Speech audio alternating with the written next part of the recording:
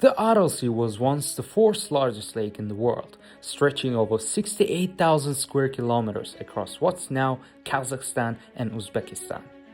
For centuries, it sustained entire communities. Towns were built on its shores.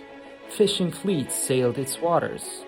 Millions of people depended on it for their food, work, and their way of life. Енді халық бұл жердегі Мойнақтағы негізгі жұмысы балықшылық и консерв зауыт болды. Сол екі жұмыс крупный жұмыс болды да бұл жерде. Өмірі сол жерде тіршілігі балықтан болды да. In the 1960s, the Soviet government launched one of the largest irrigation projects in history. To turn the deserts of Central Asia into cotton-producing farmland, the two rivers that fed the Aral Sea, the Amudarya and the Sirdarya, were diverted through thousands of kilometers of canals. The sea received less and less water every year. By the early 2000s, the Aral Sea had split into separate parts, and much of it had already dried up. Today, only a fraction remains, but the consequences are still being felt.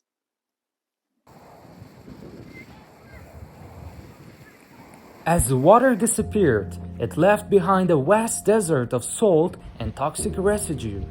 Decades of pesticides and agricultural chemicals that had drained into the sea through irrigation runoff were now exposed on the dry seabed.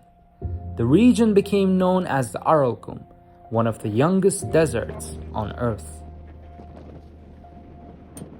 This is one of the most serious environmental disasters in recent history.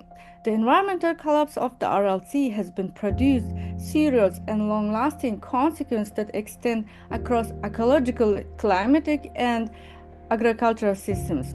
As the sea shrank, it lost its natural role as a regional climate regulator, resulting in hotter summer and colder winters. At the same time, the exposed seabed, now Aralkum Desert, became a major source of salt and toxin-laden dust storms, accelerating desertification and degrading surrounding land. The consequences extended beyond the landscape. Salinity levels in the remaining water rose so sharply that most native fish species were eliminated. Wetlands that once supported rich biodiversity collapsed. Salt and toxic dust carried by the wind spread across hundreds of kilometers, contaminating drinking water and agricultural land. In parallel, inefficient irrigation evaporation intensified soil and water salinization, reducing agricultural productivity and further stressing the environment. In terms of recovery, the situation is uneven. More than 60 years after the first rivers were diverted, the Aral Sea remains a powerful reminder of the long-term consequences of human decisions. For communities here, it's not just history, it's their daily reality. This is Aral reporting from Karakalpakstan.